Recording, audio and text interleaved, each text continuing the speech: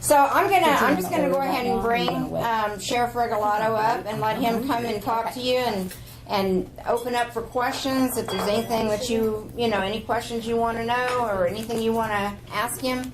He's always been very open and honest with us, and we appreciate that in a public servant of someone like our sheriff. And so please join me in welcoming Tulsa County Sheriff Vic Regalado. Thank you. It's good to be back. I think it's been probably a little over a year since the last time I was able to come and visit with you guys. So thank you for the invitation. I always enjoy coming out and keeping you informed on what's going on at the Sheriff's Office and in the county and answering any questions that you may have. So again, thank you. Good morning. So just since the last time I came, there's been a lot of things. I'm going to try and highlight some of the more important things that we've done. One of the biggest things that we implemented about 7 months ago was the body-worn camera system. We're getting ready to go into our third phase of that, which is outfitting all our deputies out in the field with body-worn camera system. And we believe that first of all, we support the body-worn camera system for a variety of reasons, but mainly because it provides accountability to the people that we serve. Two, it provides training opportunities, and of course, tangible evidence in court. A portion of our deputies have been wearing them already for about 3 months, and we've had no issues. In fact, we've been able to discount several complaints against our deputies that weren't true simply because we had a body-worn camera system in place. So it's already served its purpose, and we haven't even started it. And I'll tell you, and I think it's significant to talk about one of the complaints that we were able to discount, because we oftentimes hear about this from our law enforcement, and it's simply not true. Not to the extent that the media and others would lead you to believe. But what we had was a complaint against two of our deputies that had stopped a car for suspicion of DUI. The individual was combative right off the bat. Ultimately, they were able to get him out of the car. He failed several sobriety tests and was ultimately arrested. Later, came back that he actually was not intoxicated through a blood test that was performed, and there really was no explanation for the way he acted during this thing. Ultimately, he ended up filing a complaint saying they stopped him based off of race. He was an African-American gentleman, and said that these two deputies were very racist and had made racist remarks and had done all these different things. He didn't know that there was a body-worn camera, and it was completely false. And so, those are really the most important reason why we decided to do that. Because if it did happen, we certainly want to take care of that as quickly as possible and get rid of those individuals. But in this case, it was not true, thankfully, and we were able to move on and had that because of the body-worn camera system. So I think it's going to be a wonderful addition to our deputies, to you, and certainly Tulsa County as a whole. Yes, sir. Did you charge him for lying? There was no charge in there for filing a complaint against our deputies. No, that'd be nice, but no, we did not. And the funny thing, just so you'll know, Tulsa World put that on the front page before the investigation was done. Put it up there, front page, Sunday morning. And do you think they put the results of the investigation up there? No. And I know I don't have to tell you guys, but it drives me crazy. But anyway, Not our favorite either. no, they don't seem to favor me either. But anyway, that's just an example of why that's such an important system. So I'm proud to say that we will be implementing that on a full-time basis here in a short few months. So we're very proud of that. Secondly, one of the bigger things that you've probably heard about was the split between the city and the county. City building their own jail. I'll give you a brief on how that kind of happened. So that fight has been going on for several years. What the county believed that the city should pay per inmate. City wasn't paying very much. Anyway, it kind of came to a head this year, or last year, and Mayor Bynum decided to split and build their own jail. in a nutshell, what we asked for, the county commissioners who are constitutionally obligated to handle contracts for the county, I was not involved in those negotiations, and yes, I think that's weird too.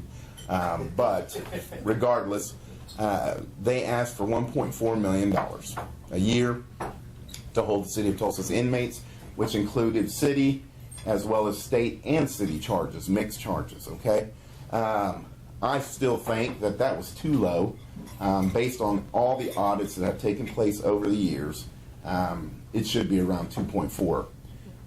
In the spirit of compromise, I told the commissioners 1.4 is fine. Let's get this. It's embarrassing. I thought it was a complete embarrassment to the city and county that we couldn't find a solution.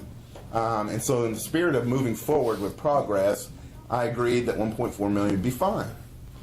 So we thought we had an agreement, and then again, to this day, I still can't tell you clearly what happened, but again, the mayor decided to pull out and go. Now, I can tell you right now, they're paying in excess of $1.4 million, and will continue to pay that for however long they decide to have that city jail. But have you learned your lesson yet? And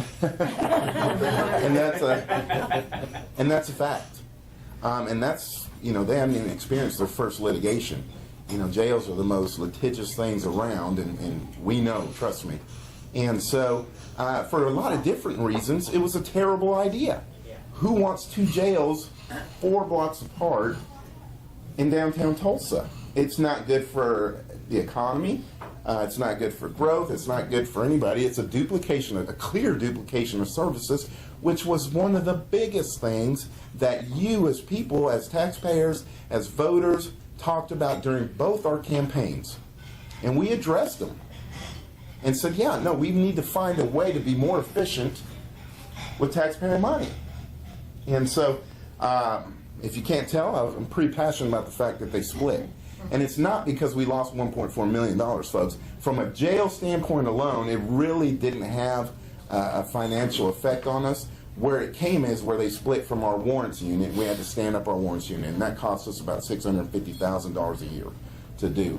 And even then, now, if a Tulsa police officer arrests somebody on city and state charges, so let's just say, for example, you have misdemeanor or municipal warrants for your arrest, and you get stopped and you have felony possession of drugs on you. Well, now you get to stop, that officer gets to stop at the city, get the warrants taken care of first, then stop at David L. Moss and book that inmate. You know, that's a two-stop thing, where as before, it was a one-stop shop at David L. Moss. And again, I tell you that $1.4 million was way below what they should have paid, but in the spirit of moving forward, that number was offered, and now they're paying in excess of that. So, you know, I'm not a super smart person, but I'm smart enough to know that was a terrible business decision. Yes, ma'am. A couple of us heard the mayor last week saying how great it was. I'm going to tell you about a little funny thing here in a second. Yeah, I've heard that too. The media is very kind, and if you read some of the things about it, there's no substance to it. It's like city jail runs smoothly for week 1. That's right. Well, that's wonderful. How is it running smoothly? No, the issues that are occurring have not been publicized. Okay, and I don't say anything. I you know, Mayor Bynum, I consider him a friend. I do like him to a certain extent. I should take that back. I like him as a person. Some of the decisions I may not like too much. And I don't have to say anything on this deal. You know, people ask me about it, so I tell them just like I'm telling you. But the results will become very apparent. Very apparent.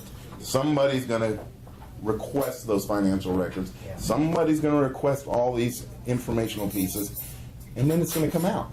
You know, unfortunately, it's going to be 2, 3, 4 years down the road, and it didn't need to be that way. It did not need to be that way. But anyway, because the only losers are you, and I mean that. The only people who are affected at the end of the day is the taxpayers, and it didn't have to be that way. And the arrestees, right? And the arrestees, to a certain extent, absolutely. Absolutely. And to think that if they have an overflow, they're going to go to Okmulgee? which is insane to me because I routinely get calls from Oklahoma going, "Hey, can you hold our prisoner? We have no room." Really? Well, where's all this room for the city of Tulsa's inmates? I haven't figured that one out yet. I guess we'll cross that bridge when we get there. So that really is the nutshell version of how all this happened. Yes, sir. What impact does that have on your budget versus what you've got now? Would it reduce your expenses and make it a little easier? We kind of break even. All fixed costs that you've got. It's a line item budget, and the fortunate thing is that when I came in, I asked our people to start budgeting as if the city of Tulsa was not going to pay us. So I was planning for worst case scenario. It happened. We were fine from that standpoint.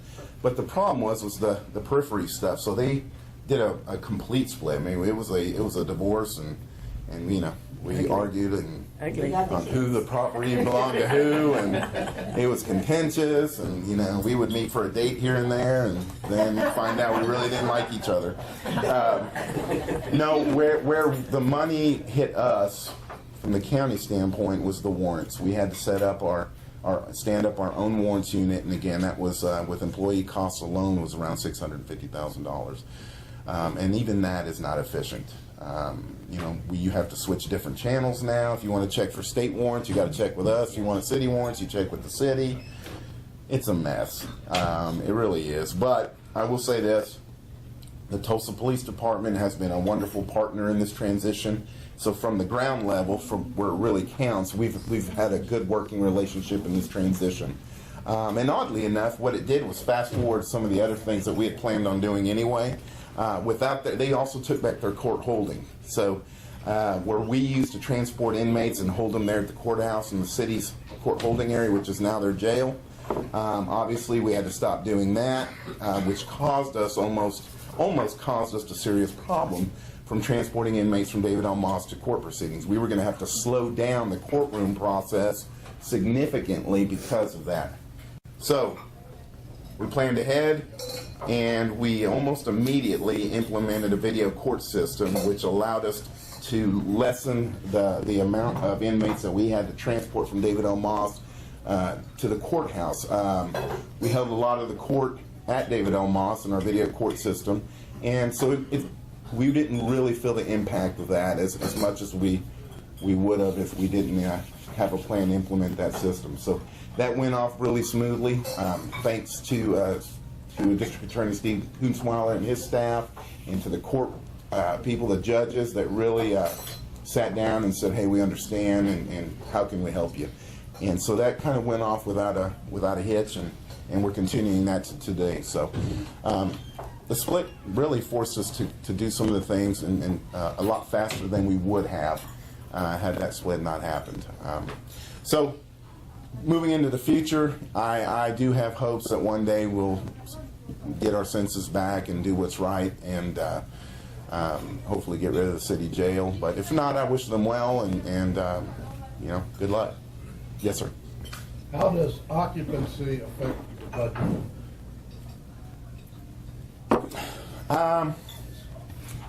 Well, put it in really, really simple terms, which is the best way I like to look at it. It's $69 a day. So if I've got 4 of you there at $69 a day and 2 of you leave, it cuts it in half.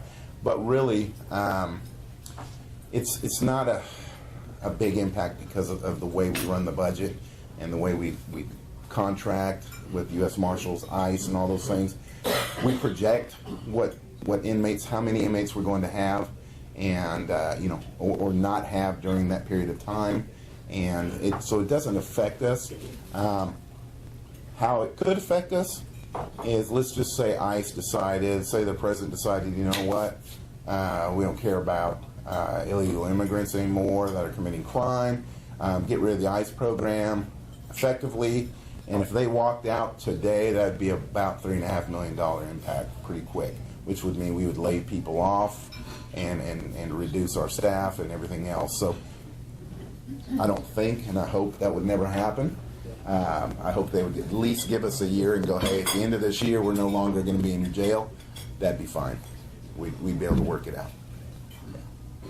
One more thing, and I'm glad we brought that up.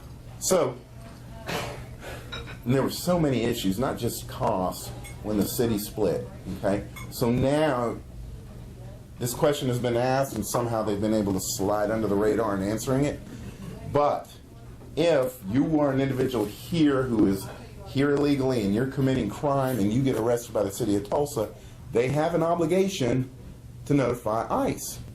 Now, as you may know, across the country, especially on the left coast, that they have decided not to follow that. Okay?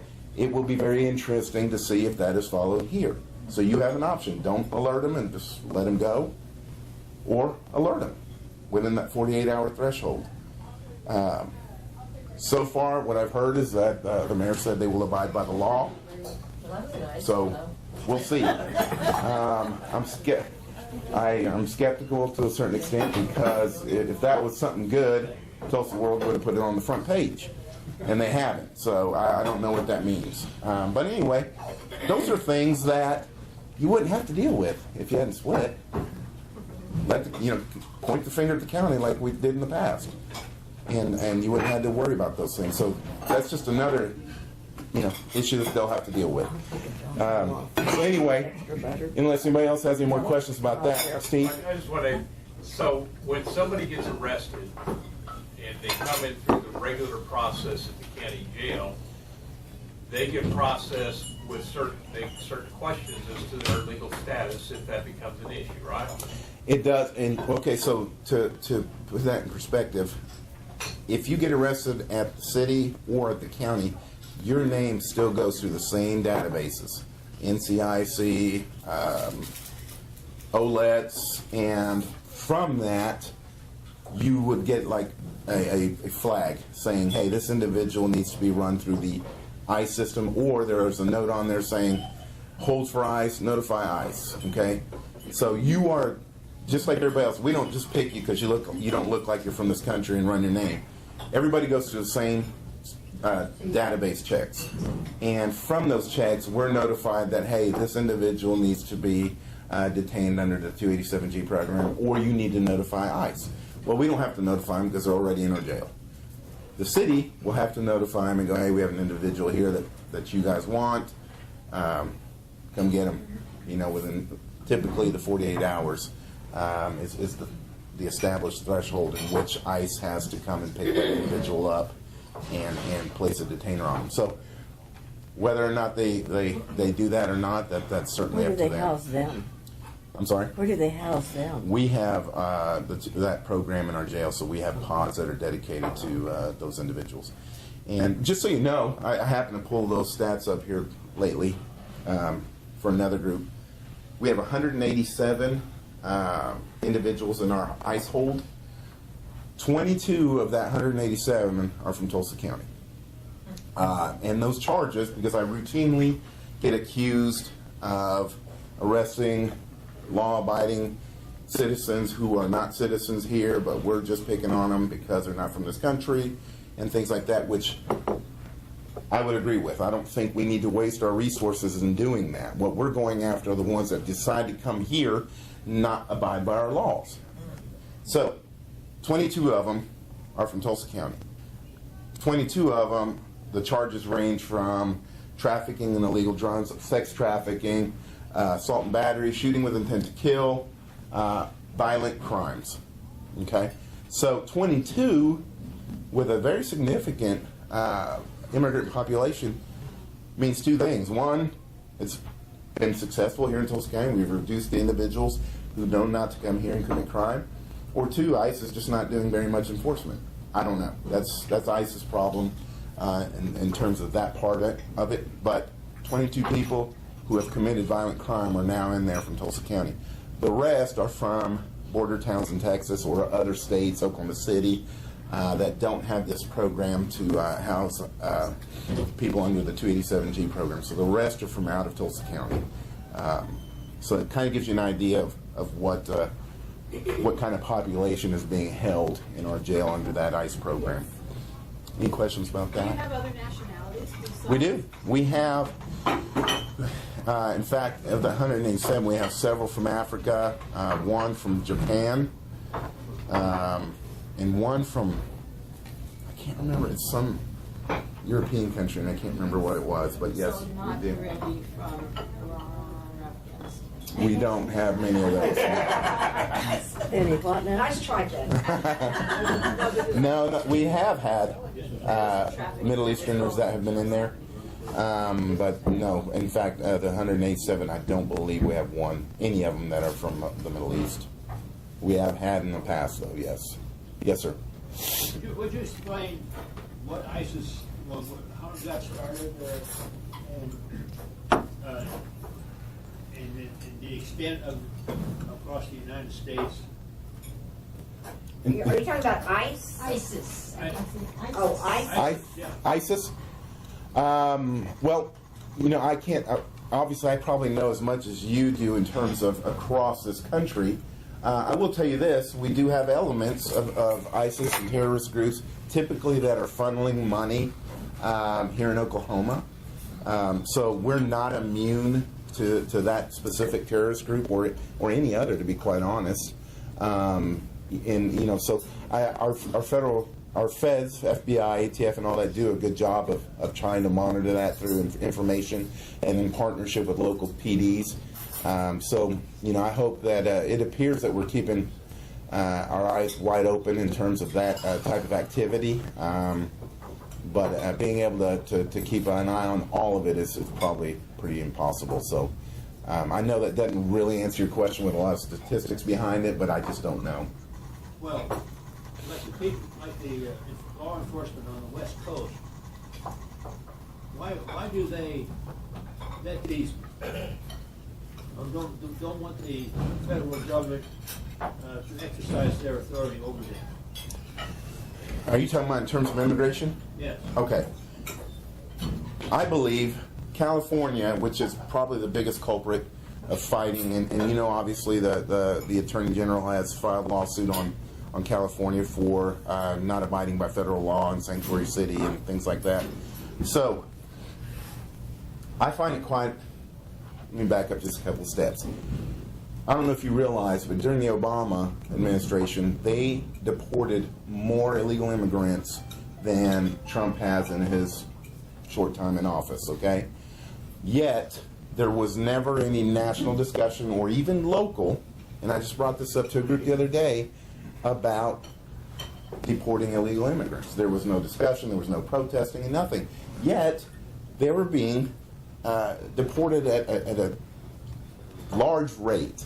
So, fast forward, Trump goes into office, a Republican, now all of a sudden it is the argument to have across this country, including here in Tulsa, and with the protests and all those things. Now, my opinion is that California has a very large, extensive agricultural business, okay? They export a lot of agriculture. And the majority of the workers there in California for that agricultural business are illegal immigrants, okay? Which they get paid less. They're not afforded all the rights that an American worker would. So for the business owner with no scruples, that's a wonderful idea. Let's keep them here. And so, but you can't say, hey, I want to keep this individual here because I pay him less and really don't have to give insurance. It's much easier to go, hey, let's not, you can't deport this guy. He's a great person. He's not committing crimes. So what if he's here illegally? That's why I believe there's such a fuss over there in California. Because again, prior to that, anybody here remember any discussion about illegal immigration during the Obama years? I don't remember it. Anything significant, at least. But now, it's everywhere, and including here in Tulsa. That's probably the number one thing that I get called to go talk about. So, anyway, I hope that answered your question a little bit. One last question on, Yes, sir. on immigration. You mentioned that we house only 22, we had 160 people from elsewhere around the state. How many ICE detention centers are there in Oklahoma? 'Cause it doesn't sound like we have that many people in detention for that? We have two. Ours, David O. Moss, and then Okmulgee. Recently, the feds opened up one in Okmulgee. And I don't know anything about that one in terms of how big it is or how large or anything like that. So, so there's two in the state of Oklahoma. Texas has a lot.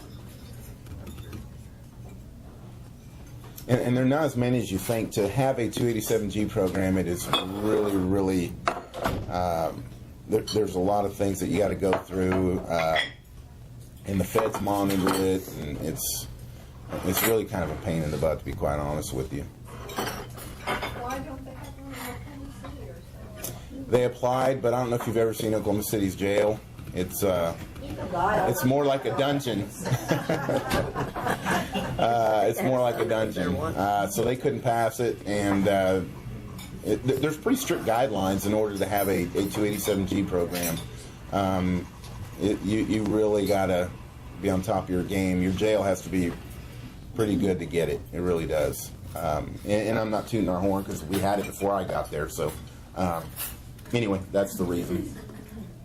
Yes. I'd like to ask you something. What do you know about, and what is your opinion on these constitutional citizen militias? I'm not talking about a group of guys here and there.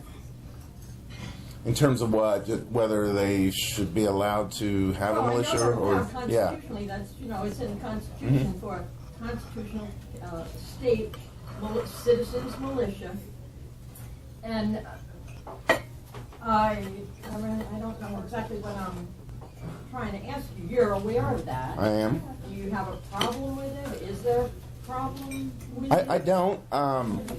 Provided that they're law-abiding like anybody else. I really don't have a problem with them, again, like I said, but until, like anybody else, start running afoul of the law, then we've got to enforce that part of it, and then I would have a problem with that, especially if it resulted in any type of violence or anything like that. But in order to do that, no, I have no problem with that personally, or even from a sheriff's standpoint. Yeah, well, of course, we esteem the sheriff because you're Yes. elected by the people, and you're the one who defends Correct. the county people. You can tell the federal government to get the heck out of the county, and so, okay. I can. We can And I would, if provided they're not breaking the law in any way or shape or form, but yes. Right, when they want to come in, the federal government wants to come in and shut down a farm that sells raw milk and cheese and that kind of stuff. That's baloney, but, I agree. Okay, thank you. What about the mental health? How's the, go ahead. What about mental health? What's going on with that? Well, like I said, we opened up in April, and we were at capacity in April. And I don't know if I explained last time I was here, but just let me give you a brief overview of what our mental health program looks like. So we have 4 new pods, 2 of which are dedicated to mental health. We were able to open those through a very restricted tax that allowed us to utilize that money only for mental health purposes. And so those pods consist of 4 levels. Our first level is for those that are extremely suicidal. I mean, they will commit suicide if they're not watched. And we have special pods that allows a detention officer to keep eyeballs on that individual 24/7. They're given a very paper-thin gown, and their cell is specially constructed to where there's nothing they can pry off or hang themselves from, or other than ramming their heads into the wall would be about the only thing they could do. And unfortunately that's happened, but typically it doesn't result in them killing themselves, just a serious injury. Level 2 is for those that aren't suicidal per se, but still cannot function on their own, either from a sanitary standpoint or taking medication on their own. So that's level 2, but they're not suicidal. Level 3, as they're able to start washing themselves, taking medication on their own. They're going through therapy, not suicidal, and again, keeping themselves clean. And then level 4 is kind of the graduate program.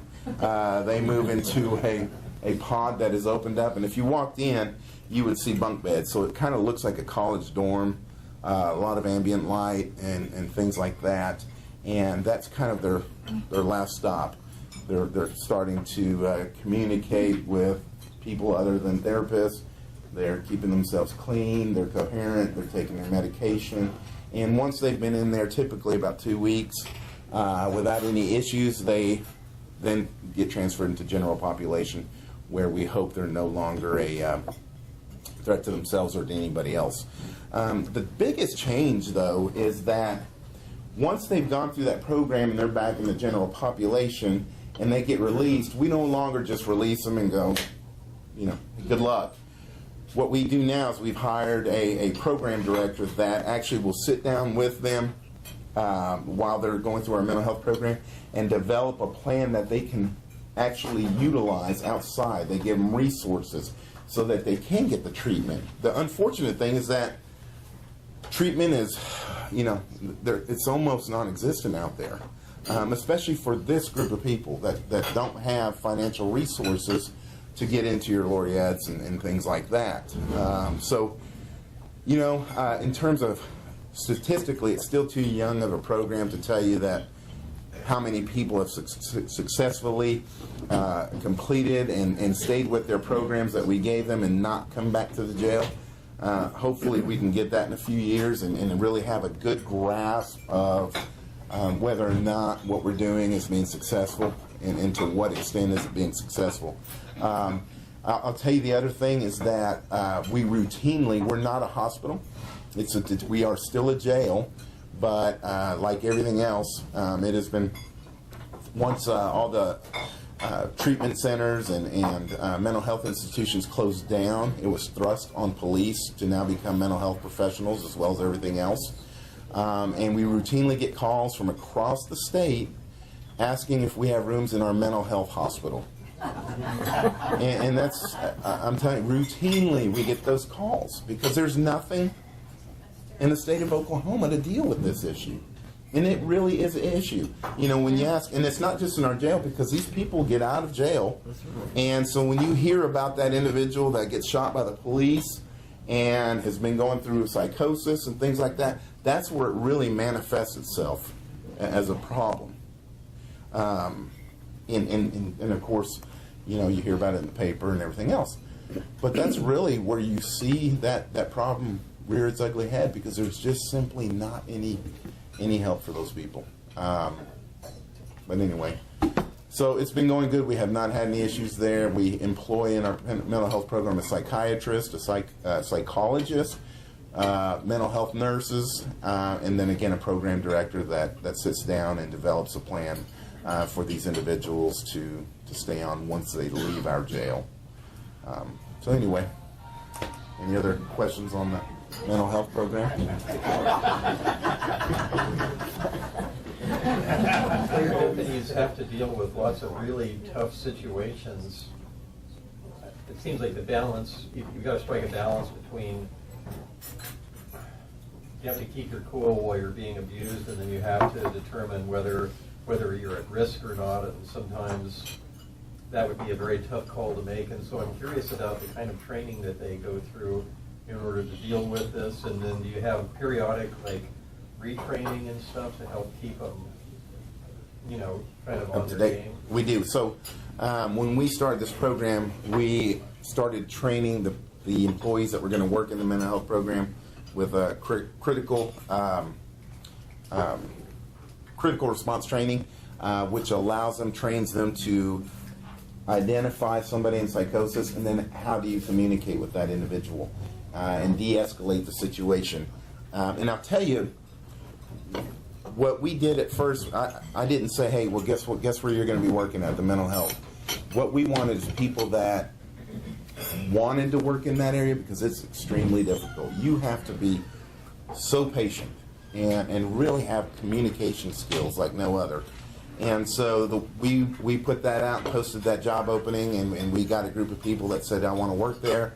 And then we whittled that group of people down to the ones that were very serious about doing it. And I'll tell you, they are extremely dedicated to those inmates that are suffering from mental health issues in the jail. I mean, they're on top. It's really a sight to see when I periodically go over there and just kind of watch from a distance how they interact, how they talk to them. It's amazing, and they see some pretty Crazy stuff. yeah, no pun intended. Some crazy stuff. Anyway, I don't want to ruin your breakfast, so I won't tell you any stories. But it's a difficult job, and they do a wonderful job. So yes, so what we did is that was the beginning step, and then we took it a step further and said, well, if it's good for our mental health detention officers, why not train the entire jail? So we started training our academy graduates, and then slowly but surely started training everybody within the jail. So now everybody's CIT trained. That way makes it easier for us. If somebody leaves, we can just put somebody right in there and they're trained already, and there's not that lag time involved.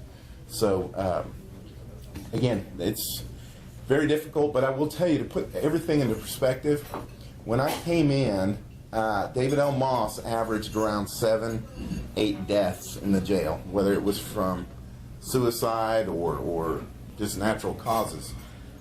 Knock on wood, last year we had 4, and this year we've had none so far. And I really, it was a combination of things, ensuring that we had a good medical provider, and they understood what it meant if you were going to get the contract for David L. Moss. And what we expected from you in that type of partnership. The mental health training has really been significant in that area. And so, anyway, we've whittled that number down. In comparison to Oklahoma City, and I'm not pointing the finger, I'm just telling you that here's the difference. There were 18 deaths in Oklahoma County last year. So you see kind of and they're now wanting our medical provider. And the funny thing is I don't know how closely you monitor the sheriff's office and things like that. Tulsa World seems to love coming after us. I was vilified for going after our current medical provider because it happened, one of the owners happened to be a legislator whom I didn't know, but they made that inference that, oh, they're buddies, he's giving them this contract. When that was such BS, we really were diligent in terms of looking into the medical providers that came up for that bid on that, and seeing what their record was, what was their philosophy. We really went through a lot to ensure that we got the best medical provider, period. And we did, and it's showing the results now. But you didn't see that in the Tulsa World. But anyway, just a side note. Your board members' body cams. Yeah, exactly. So anyway, it's been a successful program. We hope it continues. And I'll be honest with you, I hope that one day we're able to get rid of it, because we have decided to commit and get the treatment that these people need. One last thing I will tell you, because I think it's pretty significant. In fact, that's the meeting I've got to go to. You're aware that we are currently in an opioid epidemic across this country. It's killing Americans like no other. It's doubled, tripled the deaths that we've seen from the 1980s and early 90s crack cocaine epidemic, the 2000s methamphetamine. We are really in a crisis. One of the bills that we are standing behind right now is a bill where it will make it mandatory for you to fill prescriptions via email and no longer on paper prescriptions. And I'll tell you why. Prescription fraud is through the roof, and I thought, well, how do you do prescription fraud? Well, it turns out that prescription paper, you can order it off the internet, or you can go to Staples and get it. Okay, and we had an employee who actually did it for us within 5 minutes. Took his wife's legitimate prescription for OxyContin. She had a major surgery, and he took one where he ordered the paper. He came to our office, somehow put them together, scanned them, brought them back out, signed his name to it, rescanned it, and I couldn't tell the difference. And I thought, well, I'm not a doctor, and I'm certainly not a pharmacist. So we brought in people from DEA, TPD, Tulsa County, OBN, doctors. And we said, tell us the difference. And they all looked at it, and there was no difference. I mean, that's how easy it was. So that's one of the bills that we are currently backing. I hope that you will too, and I don't have the bill number, and I'm sorry, but... Do you know who the author is by chance? No. All the pertinent information you need, it just went out of my head. Sorry. But it's significant. And the other thing is we're also looking at, I don't know if you're aware, but the state of Oklahoma is currently suing pharmaceutical companies on the state level. We are considering doing that at the county level. And it's not that we're going to get it millions of dollars or anything like that, but in discussions and whys, from a personal standpoint, I think we are obligated to do our part in fighting this epidemic. It's very difficult to do it with normal police work, whereas in the past, your street dealers and all those things were, you could identify them and investigate them. Here, there are doctors and pharmacists. So it's very difficult from a law enforcement standpoint, to combat this deal. So if we can do it from a civil standpoint, then I think we're obligated to do that. And if we can get some money out of that and funnel that into treatment, and get a treatment center out of this deal, then I call it a win. So we're still discussing that, and I'm sure that you'll hear it in the news if we do decide to move forward with that. And it will not have an impact on the state's case. We've talked with the Attorney General, discussed that. We certainly didn't want to impede on that, and so far we have not seen where it would do that. So, yes, ma'am. So if Oklahoma becomes a marijuana legal state, what do you do on that? We'll have a lot of problems. The way the bill is written, and I'll tell you, there is a use for marijuana, and I know that personally. and it's not you have to roll and then have some IHOP at 4 in the morning. There is, from a medical standpoint, there really is, and I've seen, and I was really skeptical even at that at first until I actually saw it firsthand. I had a very good friend of ours who had a very beautiful little girl that was suffering from like 20-some-odd seizures a day. And he couldn't get the help. They couldn't diagnose why. He had to pull the plug, left his job here, went to Colorado, was able to get her on the program, and she's down to 1 every 6 months. Is he still there in Colorado? He is. I thought medical marijuana is legal here in Oklahoma. They're coming back. Cancer and epilepsy. He's back Yes, here. they're coming back. Yeah. Is he going to be back in TPD? Yes. Oh, that's Well, no, not TBD. But in fact, I think he may even come over to us. Yeah. good. Yeah. That Did you know who it is? Huh? Did you know he was the Tulsa police officer I was talking about? I don't know his name, but I Uh-huh. volunteered at the police department. Okay. And whatnot, and I heard about it, and I Yeah. was like, no. I want to punch Mary Fallon. It's Senate Bill 1446, and Anthony Sykes. Yes. Oh, Thank you. yeah. Thank you. Senate Bill 1446, Anthony Sykes. And that's the opioid? Yep. I had a son that died from it, from overdose of. He was Yeah. 18 years old, and that was like 10 years ago. It was incredible. I worked, before being sheriff, I was at Tulsa PD, and I worked homicide there for many years. And when I first got in, which was in the early 2000s, we also worked not just murders, but suicides and accidental and unattended and attended deaths. And anyway, so I'd get this paperwork from the ME on these unattended deaths where the cause was acute toxicity, acute combined toxicity. I could barely even say it back then, and I'm like, okay, it's not a murder. It's been solved, no big deal. Until I started getting like 6 a day, and I'm like, what exactly is this? So I called the ME. I'm like, what is this? And he's like, well, it's a combination of basically opioids. I'm like, well, how's this happening? Pain pills. I'm like, okay. It didn't really register back then, and it continued on, and I finally went to my sergeant. I'm like, man, we get a lot of these. He's like, we get a ton of them. But it hadn't been diagnosed yet. It hadn't been, identified. Thank you. Right. And we really, even if it had been, at that time, we was like, it's legal. What are we going to do? And, you know, so it was amazing how many people were dying here in Tulsa County over that, and continue to do that. And it's, you know, really it boils down to, when people ask me, well, what's the answer to it? It's educating people about it. It really is.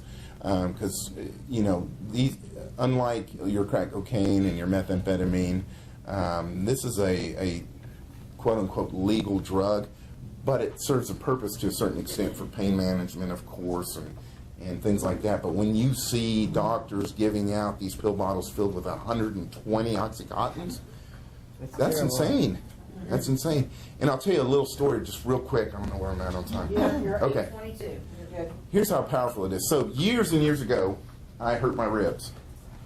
And it turned out they were bruised. I thought they were cracked. They hurt so bad. And I went to the doctor, and I said, hey, doc, hurting? He's like, yeah, you got bruised ribs. And he was actually a very good doctor looking back. That's what he told me. He goes, I'm going to prescribe you 6 Lortabs. And I'm like, I don't even know what Lortabs are. And he's like, well, they're a painkiller. And it was funny because I remember kind of taking this, pills, no, I don't need pills. And he was like, well, good. He goes, I'll give you 6, and if you don't use them, fine. If you do, take 1 a day and blah, blah, okay? And he goes, now, if you take them and you still are having pain and you want more, I'm going to require you to actually physically come back and talk to me again, and then we'll see about it. Whatever, doc. So I popped one that first day, and I thought, oh my God, I feel wonderful. And I slept. I don't sleep. I sleep maybe 4 hours a night. And it was really pissed my mom off when I was a kid. But for the first time, I slept like 8 hours. I woke up feeling like Superman. I'm like, well, what a good pill. Second day, it happened again. I'm like, I really love this pill. By the third day, I'm back at work, and I'm patrolling it, and all I could think about was getting back and popping that next pill. And I mean, it freaked me out. I literally called my supervisor and said, hey, I got to go home real quick. I sped home. I didn't speed home. Went home. And I took the rest of those Lortabs and I dumped them. That's how bad it scared me, because I'm telling you, when I say I was thinking about, I was thinking about them. I was like, I want to go back and feel that good again. And so that was the first time I thought, wow, that is really extremely powerful. What an addiction. And I'm not an addictive type of person. And I talked to an expert recently, that is world-renowned expert in the opioid. And he kind of put it in terms I could understand. And he says, think about that donut. And I don't eat donuts. But think about when you eat that donut and you're like, wow, that feels so good. He goes, the pleasure centers in your brain are operating at about a 500. He goes, when you take that Oxycontin or that Lortab, you're at about 2,000 right off the bat. He goes, now you know the addictive nature of that. So that's what we're dealing with when you talk about why are people dying on such a regular basis from pain pills. That's why. But when you have chronic pain, Yes. And I don't know the medical, I agree. I've had some friends with back pain, and I feel so bad for them. And I'm like, I understand. That's a difficult situation. I have fractures in my back. I take it. I have one from last year, prescription, I think it was 60 pills. Mm-hmm. I do anything and everything I can to avoid taking. I'll get in a hot tub, I'll do whatever, cry, pray, whatever, and I break a pill in half. I still have a little more than half of the bottle. It is. Because I know you can get addicted. Yeah. But when you're in agony, I'm just not the one to commit suicide, but I just want the pain to go away. I know, and I don't have the answer to that. And I had a very good friend that had back pain. But that's not abuse either. No, it's pain management. That's right. That's not abuse. And Yes. when it becomes abuse, it's just like when he was saying, and certain people have those receptors that starts coming, and now they want that. It's just the same way with doing crack or meth or anything else. You want that same feeling that you got, and so right. not everybody is going to become addicted to them. But there are going to be some, and we all have. I believe we probably all have family members that have or are addicted to pain pills. Myself, I'm a Tylenol person. Just give me Tylenol and I'll be fine. But I also have a high tolerance to pain. So Used to be aspirin was the thing we When a took. patient is trying to get off of those pills, why don't the doctors help them? They're the pushers. They do, and No, they don't. Some do. I don't know. A daughter, and the doctor in this city right here Mhm. was giving her 365 20-milligram methadone pills every 30 days. Yeah. And when I went to him, because she was trying to get off of it, Mhm. when I went to him, he threatened to call the police if I didn't leave his office.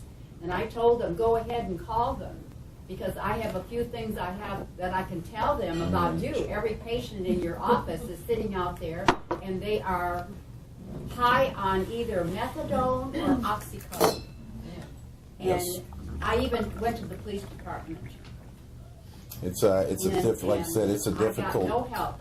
it's a difficult Well, investigation to do. finally, she finally died from a methadone overdose. Overdose.